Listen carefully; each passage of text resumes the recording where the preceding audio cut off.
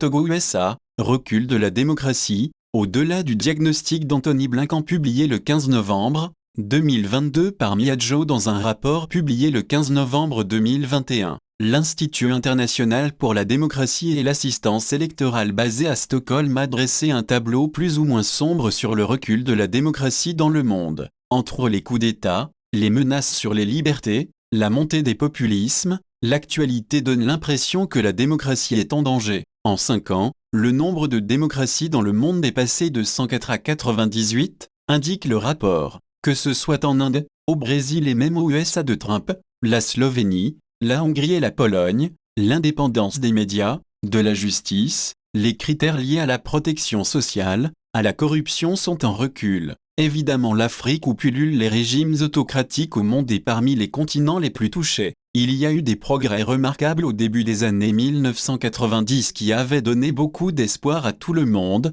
mais le nombre de démocraties en Afrique est passé de 22 en 2015 à 18 en 2020, observe Semacha, chargé de superviser la rédaction du rapport de l'ID. En tournée en Afrique la semaine dernière, Antony Blinken, le secrétaire d'État américain, a fustigé les régimes autoritaires. Américains et Africains partagent un désir de vivre dans des endroits où leurs droits sont respectés, où leurs voix sont entendues et où leurs gouvernements répondent devant eux et pour eux. En travaillant ensemble, nous pouvons soutenir la démocratie dans nos pays et dans le monde, a-t-il déclaré. Bien avant, il y a eu un réquisitoire très salé contre les régimes autoritaires publié sur le site du département d'État. Et l'autoritarisme est en hausse dans le monde entier. La technologie est exploitée pour réduire au silence la dissidence et poursuivre les citoyens et les démocraties doivent réagir pour combattre la désinformation, défendre la liberté d'Internet, réduire l'utilisation abusive des technologies de surveillance, établir des normes de conduite responsables dans le cyberespace, peut-on lire sur le site du département d'État qui continue.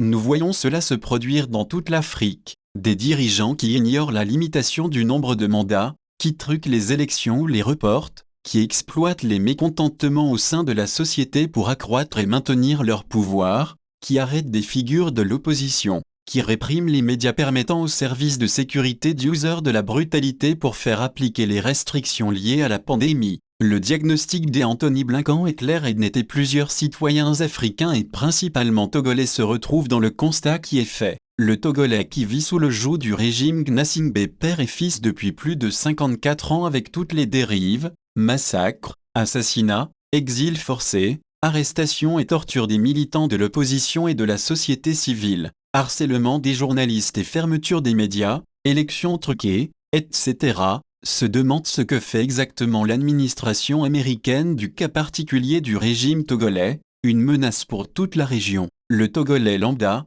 en voyant l'administration américaine apporter son appui au régime cinquantenaire dans plusieurs domaines au nom de leurs intérêts et au nom de la soi-disant lutte contre le terrorisme au détriment des questions de liberté et de démocratie, est en droit de remettre en cause les dernières déclarations d'Antony Blinken. La jeunesse africaine n'a que faire des beaux discours avec des concepts qui s'effacent lorsque les intérêts sont en jeu. Barack Obama a passé 8 ans à parler de démocratie, de lutte contre la corruption, mais n'a pratiquement rien fait pour aider dans le monde les peuples en lutte pour plus de liberté. Les sorties d'Antony Blinken sont comparables aux déclarations des chefs d'État français qui, une fois élus, annoncent la fin de la Franc-Afrique, avant d'en être quelques mois plus tard les vrais piliers. Si l'administration américaine veut une progression de la démocratie en Afrique, elle sait vraiment ce qu'il faut faire. Les Africains en ont marre de ces puissances hypocrites qui posent des actes aux antipodes des discours qu'elles tiennent. Alternative.